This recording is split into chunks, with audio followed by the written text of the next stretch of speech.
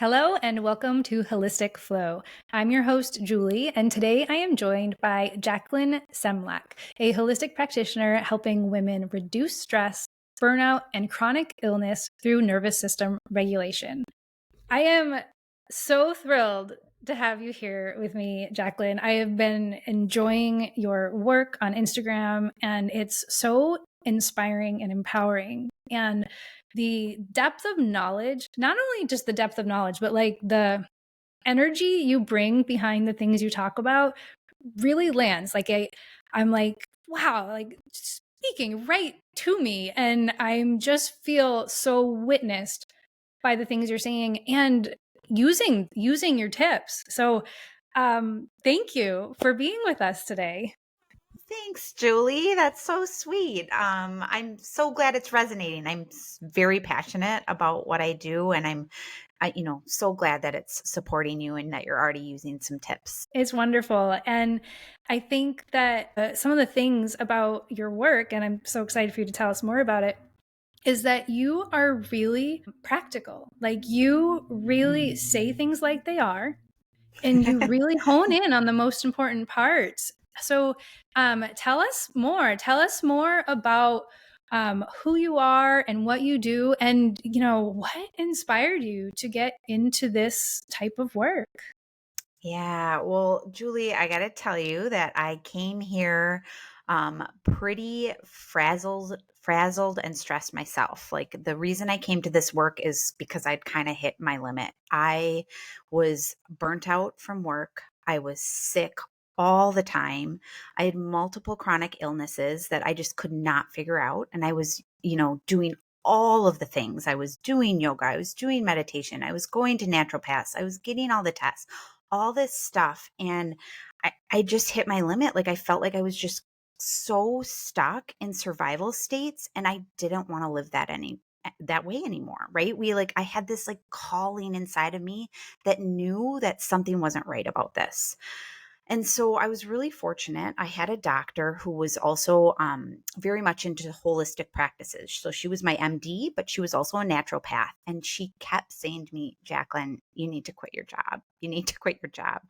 I was a teacher and I was running on stress hormones. Like I said, I hit my limit and everything I was doing, all the practices that I was implementing were working only to an extent. And she just said, you're in an environment that's not helping you heal, not helping you get well.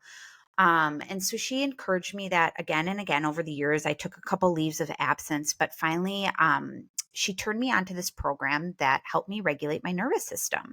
And it's the Gupta program, which is also a doctor who developed this program. He was kind of had a similar story himself. He was a high achiever. He had burnt out. He was sick all the time and he wanted to heal. And so he has all this science backing the work that he did, and it worked. Like, all the supplements, the diets, the yoga, the meditation, like this is what really did it for me was nervous system regulation. And so ever since I did the program myself, I just like went crazy about getting, the certifications and reading all about it and just learning all the information because I just felt like this could be unlocking so much for so many people. And yeah, it excites me. Like the idea that our body and mind is connected is something that I was always really drawn to. I've been a yoga practitioner and teacher for years. Like I've taught myself for 14 years, but it wasn't until like I had that health crisis and burnout crisis that I really dug into like what I had to do to heal myself. Wow. Yeah, so many people experience that. And it's so like, okay, so my first emotion, so happy for you that you found this path and that you've experienced this healing, and like what you're describing feels very rejuvenating. I, and then I just feel like as I'm sitting here, I'm like, I need to experience more of your work because I know for sure that I need more nervous system regulation in my life. And you have described so many things that people experience all the time. And yet we keep finding ourselves in these cycles. And, Mm. I can sit here and say to you, and even as I'm, checking out your content on Instagram and stuff, that on the one hand, I'm like, I know I need more of this. I know these things are happening. Um, but like, actually, we'll say it. Like right now in this moment, I wouldn't say I'm in a health crisis, but there are some health things that are being concerned and are of concern for me. So like, there's a lot of folks like me teetering. Like, I know I should make a change, but not like, but I haven't, or I'm not ready to implement, or I'm teetering. Like I'm aware that this change Mm. needs to happen and I'm making tiny incremental changes. So that's like where I am at right now, and I know other folks like that too. So what would you suggest for somebody like me who's aware that they're dysregulated, that they need to make a change, they're trying? What should I focus on?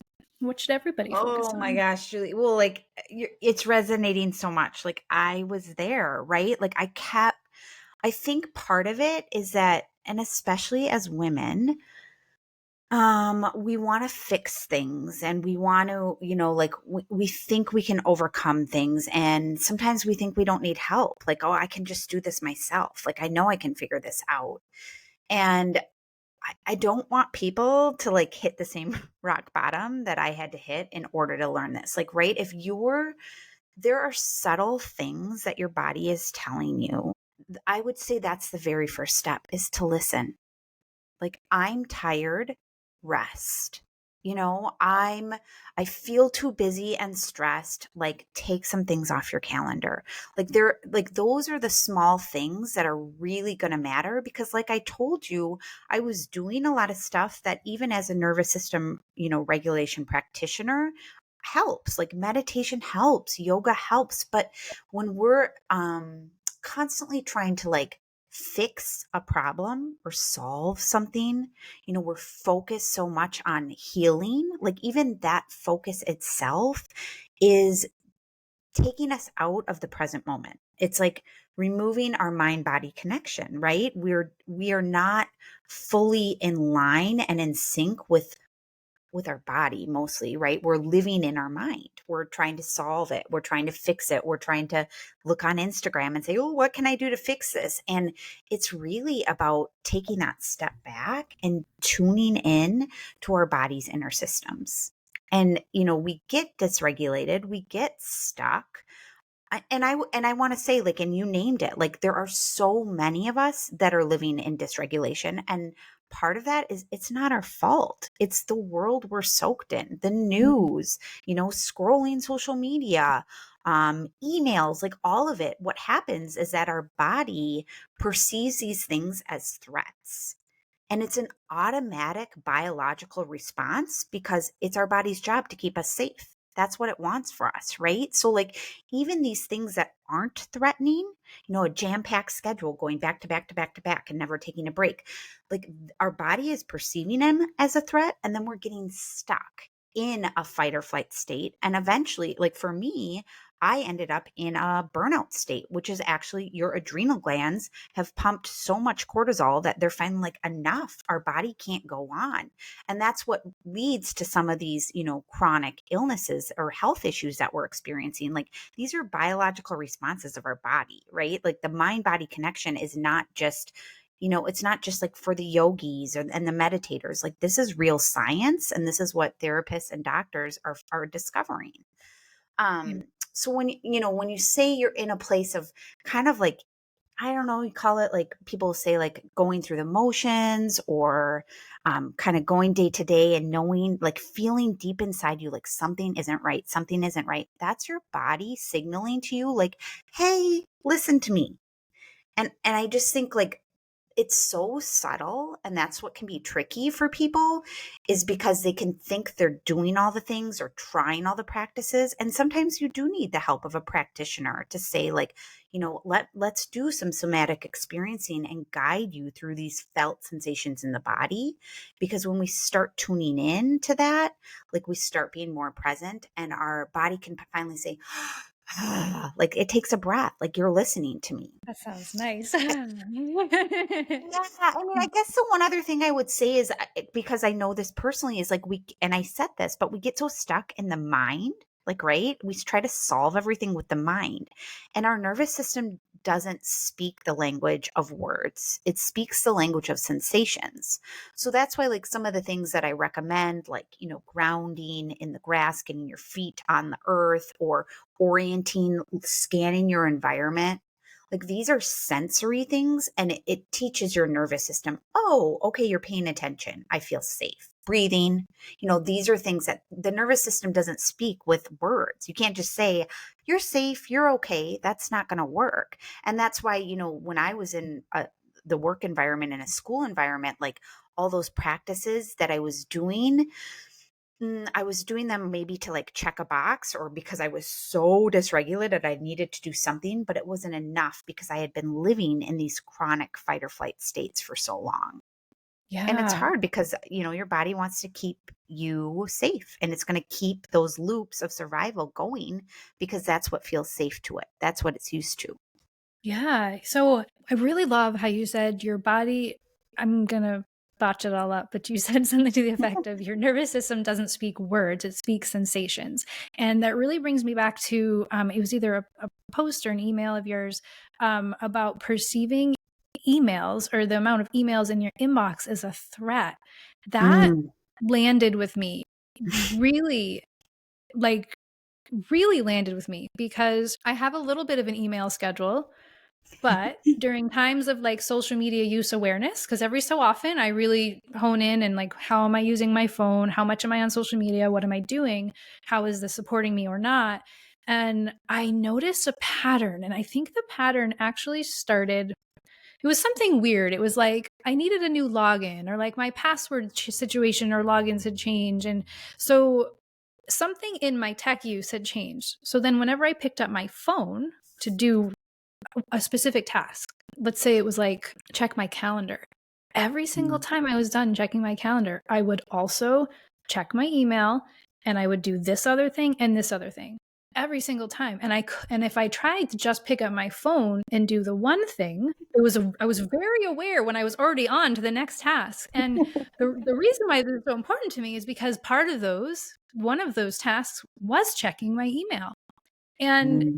um I'm sure you know and feel, as an entrepreneur and business owner, like, you've got a lot of emails you've got to sort through, and it's a lot. And I haven't figured out how to manage that yet. So I definitely love tips on that. But I think the other piece of that is when you talk about sensory, like, Mm. I have becoming more understanding and aware of the word sensory because at this point in my life, my personal, professional situations, all that, I am very aware that my sensory sensitivities are much higher. My threshold is much lower. And there are Mm. a number of factors that actually influence that in my own home. My cats, I love them, but they're giant goobers. My dogs, I love them, but they are giant goobers. Like, they, and then I have two children. So, like, um, so for me, I am my partner lives away from home much of the month, and comes home on weekends when he can. He's active duty in the military, so um, I'm very aware and have been bringing awareness to these topics. And hearing you say things as simple as the threats that our bodies are perceiving, there are things I am, through listening to your content, I'm walking around my house and I can literally say to myself, Lukey's one of my dogs, like, Lukey's whining. Mm. I'm like, you are just being Lukey, and my body is perceiving you as really stressful. And of course, he is being a little stressful. Um, he's a high anxiety dog. He stays in his crate during the days because my son often lets him out the door. It's very dangerous for the doggy. He's also a runner. He'll just take off and he'll be gone. Yeah. So I recognize these stimuli, and I'm saying to myself, these things are happening, and I'm aware. And it's fascinating to be in that state of awareness, and then also be in what's kind of feeling like, I think what you said, like going through the motions, but like being in that limbo state of still not Mm. having tipped the scales at all yet, like still like noticing I've made some progress but haven't. Um, so really, really lovely to think more about all of that and how I'm going to implement it and really continue to take it in. I do want to talk more about your workshop, but before we get into your workshop, can you give me any advice on the email situation? Because this feels like something this feels something really practical. And I'm like, why haven't I figured out this? I literally think of you every time I open my email. I'm like, why haven't I figured this out yet? It's been like, I don't know, 3 or 4 weeks. I'm not even 100% sure.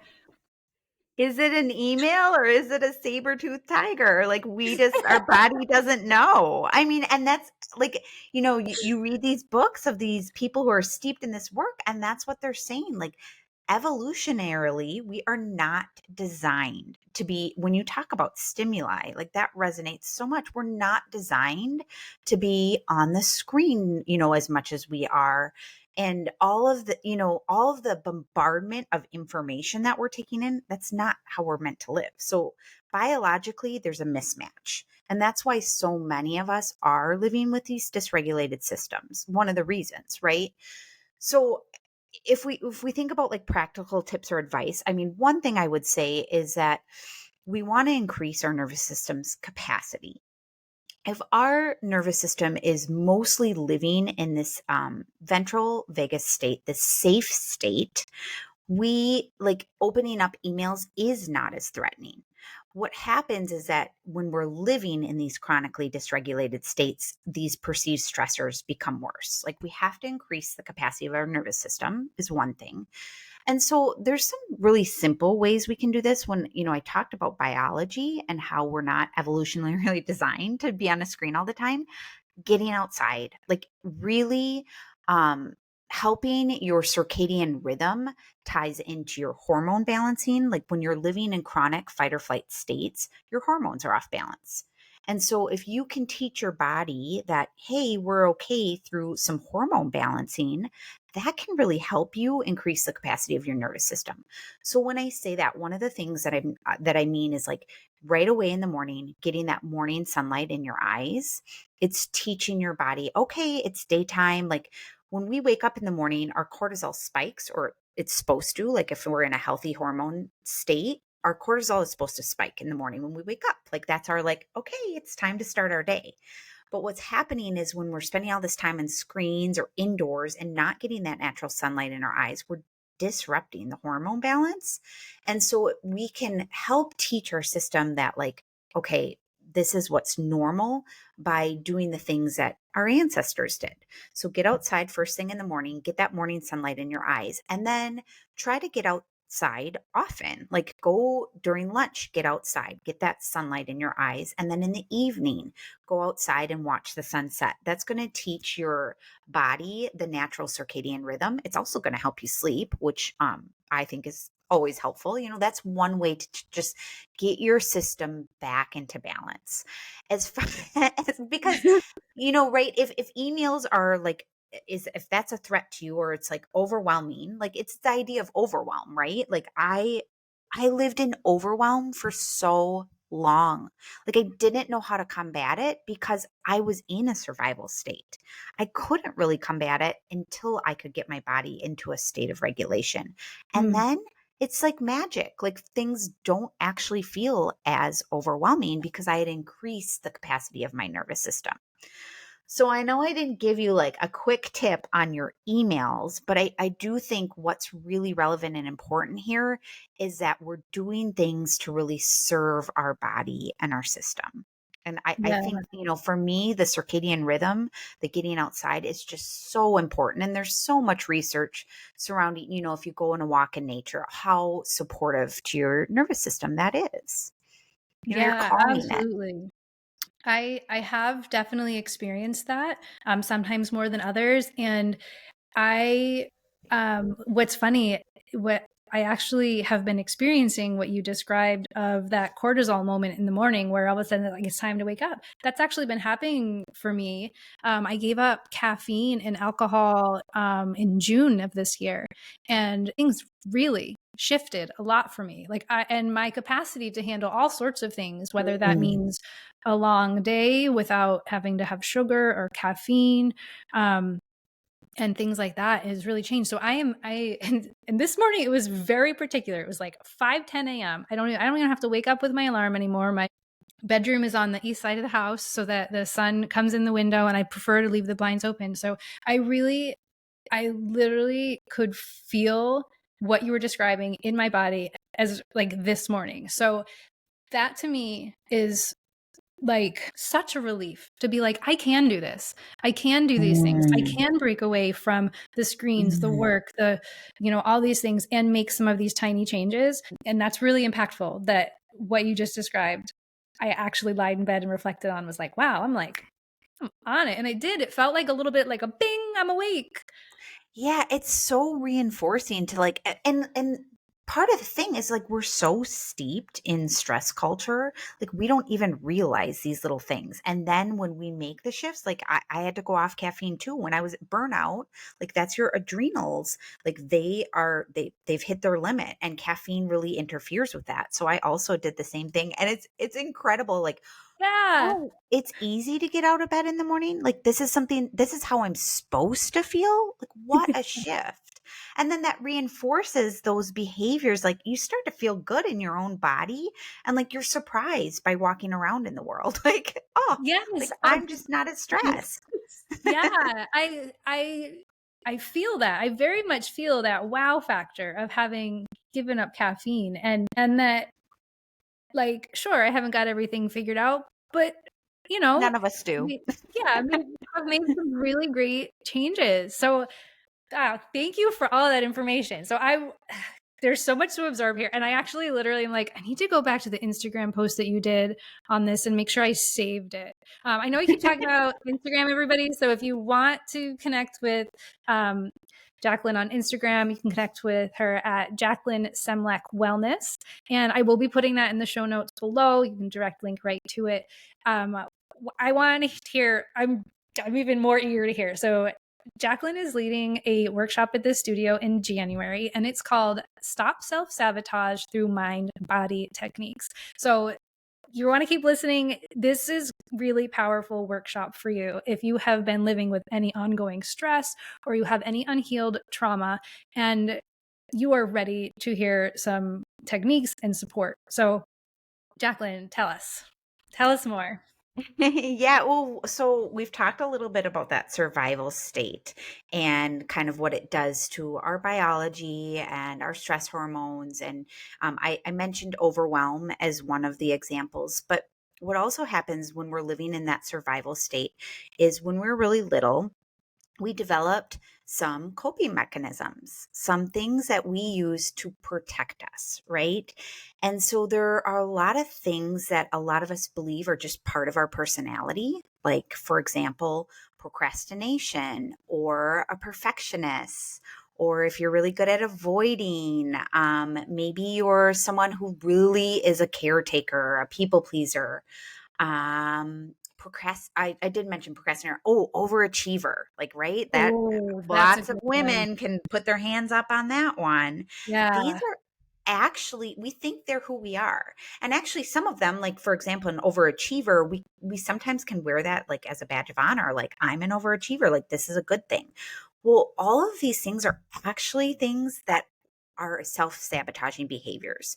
And they are linked to trauma responses. When we were really little, we developed something to protect us, to keep our core self safe, because there was something in our environment. And it could be as simple as, I'm a former teacher. It could be as simple as like the teacher rewarding you for doing a good job, right? Like that can help you develop this, okay, that's going to get me some sort of validation. And you develop these things that we call part of your personality, but they're really not part of your personality. And I can remember because I am I am a recovering world-class procrastinator. And I can remember actually going to a therapist for this. Like, you know what? I am just so sick of this. Like, I don't want to do this anymore. And I know it's a part of who I am. And, she was like, oh, hold on a minute. That is not a part of who you are. That was a protector part. Like, it helped you. And maybe it was a fear of failure. There's lots of reasons that we have these self-sabotaging behaviors. But when we're living in survival states, it's really hard to break free from them. It's not just about willpower or overcoming, right? Like, I had spent years and years like berating myself for being like this. And that's not what it's about. Like, right? We have to bring in some self compassion. We have to kind of understand the root cause, underlying core beliefs that are fueling these behaviors. And then connecting back to like the states of the nervous system, when we're in, for example, a flight state, procrastination and avoiding is a coping mechanism. Like, our body is literally keeping us there. So it's not about like a cognitive strategy to get us out. It's really about a mind body strategy to get us out of that state.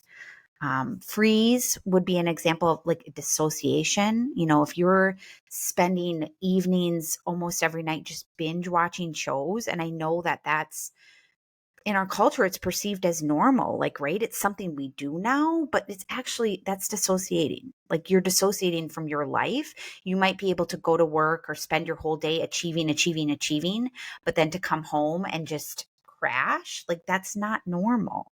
It's your body telling you you're in a survival state and you're coping. Wow. Um, yeah, shutdown, it would be another one. Like, for me, I dealt with chronic fatigue. And so when we talk about burnout, chronic fatigue, that's a state of my nervous system. I was so dysregulated that my body had to say, "Whoa, we got to pump the brakes on pushing out all these stress hormones. Like, we can't do this anymore." And so then I developed chronic fatigue, and I went to all these doctors like, "Help, help, help. Like, how do I get rid of this chronic fatigue?"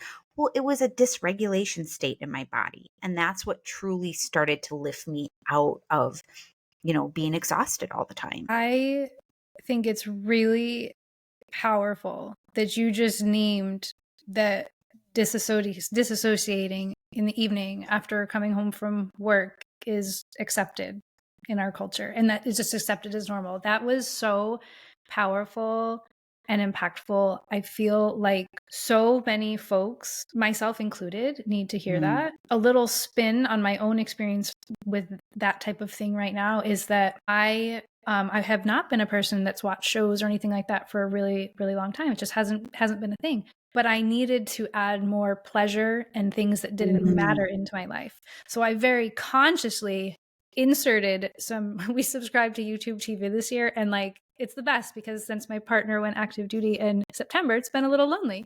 Um, so I replaced him with YouTube TV. I'm sure he's a big fan of that. Exactly, because I'm introducing the cool shows. Ah. So I very consciously have inserted specifically certain shows to watch Mm. and to watch them during their scheduled time. And that is my scheduled fun.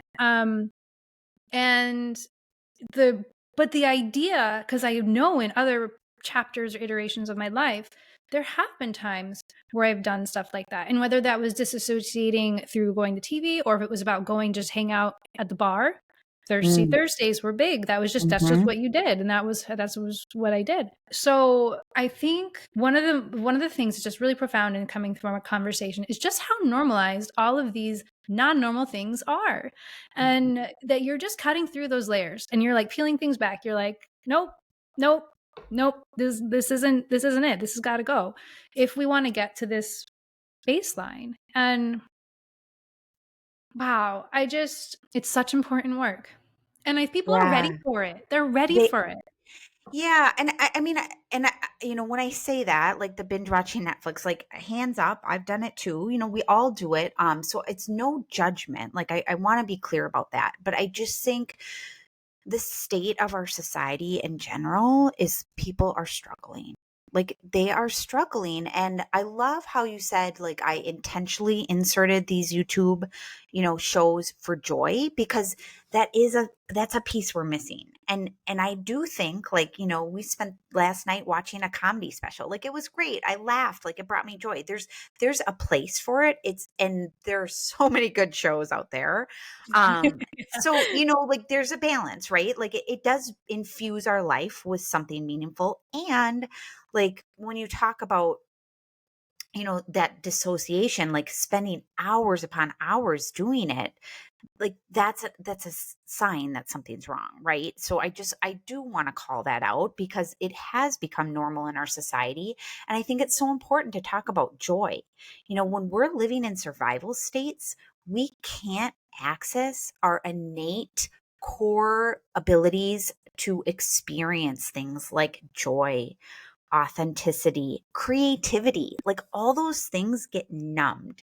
And I think that anyone can resonate this. Like, right when you're feeling like you're going through the motions, or you're just stuck, or you're in survival mode, and like you're stressed all the time, like, of course you can't access those things.